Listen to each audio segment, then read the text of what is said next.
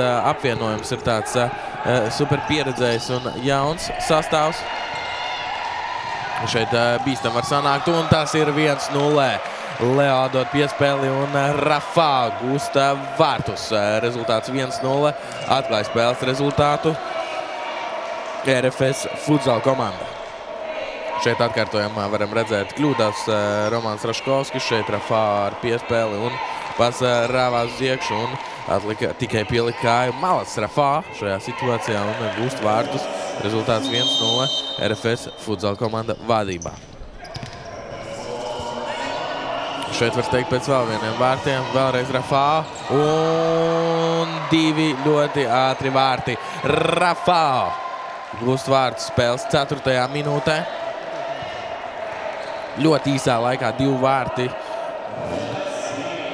Lai kāds likās sākums, tagad tāds sajūta, ka RFS futsal komanda pārbrauks pāri šajā spēlē. Ļoti ātri 2 vārti un Rafā, dāmas un kungi.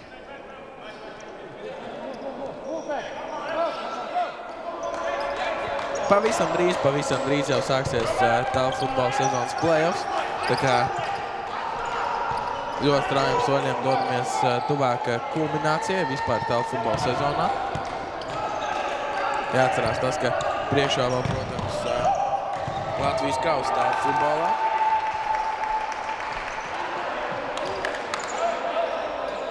Latvijas kausa izcīņa telefutbolā, kur RFS futsal komanda tiksies savā starpā. Šeit skaisti vārti, dāmas un kungi. Kaspars sitienu, Vaparaki piespēle un Čino vēl pamājas kameru nospēlē uz tiešraidi. Ļoti jaudīgs sitiens un Čino gūst vārtus. Kā komandas biedri saka, viens no labākajiem sitieniem vispār. Komandā Čino spēcīgs sitiens, izcila Vaparaki piespēle. Teikt, spēles pirmais virknieks, ar ko sākam. Šo spēli Orlando Duarte ar laukumā. Šeit vārti Kaspars Šāvienu, dāmas un kungi. Precīzs ir komandas kapteinis Germans Maķušenko. Labi piespēli no Andreja Baklāno. Un komandas kapteinis nekļūdās. Andrejs Baklāno šeit piespēli un Germans Maķušenko ar ļoti spēcīgu sitienu.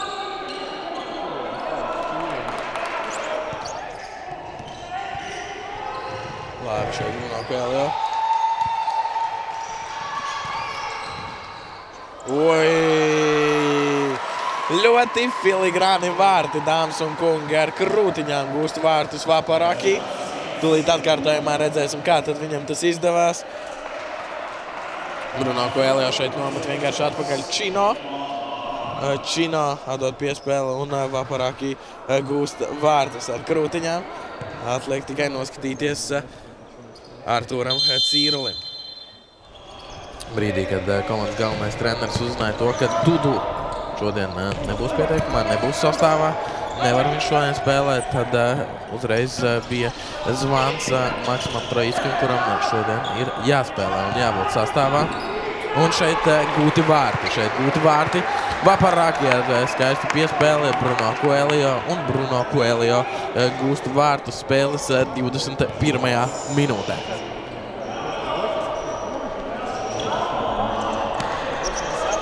Atkārtojumā varam redzēt Vaparaki uz Bruno Coelho un zinām to, ka šī sadarbība ir izcila. Germans Maķušenko, kapteinis ar bumbu, labi piespēle un Andrejs Baklānovs gūst vārtus. Arī šīs virknējums atzīmēs ar gūtiem vārtiem, tie ir komandas 7. gūtie vārti RFS futsal. Izcili šeit Germans Maķušenko atrod Andreju Baklānovu, kurš izskrien, un Andrejs Baklānovs ar kreiso kāju tikai pielabo un ievirs bumbu vārtos. Labi, šeit Kaspars neredz iespēlē uz Leo. Šeit Rafā 1 pret Vārtsards, viņš Vārtsards spēlē precīzi.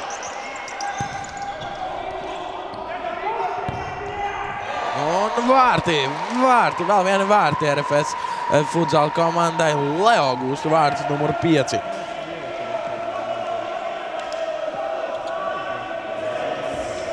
Atkārtojumā tūlīt redzēsim, kā tas notika. Bruno Coelho atdod piespēli Rafā nomet un Leo precīzi sitiens vārtu apakšējā stūrī.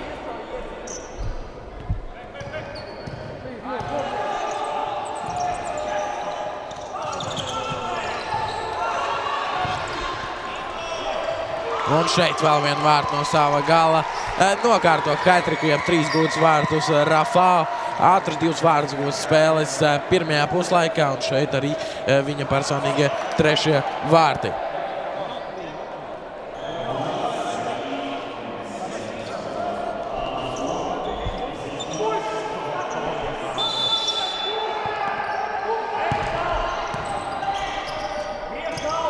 Germans Mačušenko šeit labi uz tālo vārdu stābu, un Andrejs Baklānovs pilnīgi pievelk vārdus, lai tuvāks sitiens vēl. Nezinu, kā varētu būt vēl tuvāk, taču Andrejs Baklānovs gūst komandas 10. vārtus, un RFS futbola komanda vadībā ar rezultātu 10-1.